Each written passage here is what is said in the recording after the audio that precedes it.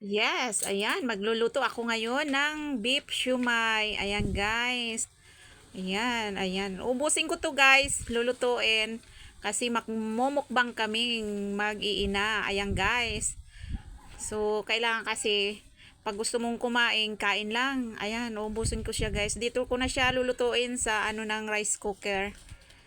Streamer. Ayan, guys. Ayan. So, bali, Sabado ngayon. So, kailangan mag-iisip kung anong kakainin para maiba naman sa regular na kinakain. So, naisipan kong magluto ng shumai. So, magmumukbang nga kami, guys.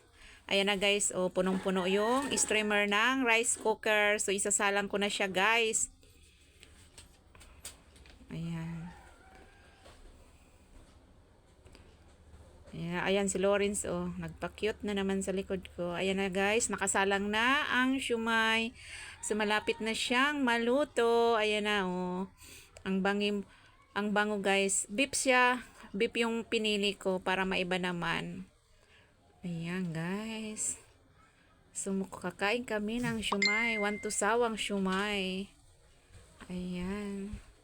Siyempre, para maiba naman ang aming kinakain sa araw-araw. Sa aking niluluto sa araw-araw. Ayan, shumai. Luto na siya, guys. So, thank you for watching. Bye-bye.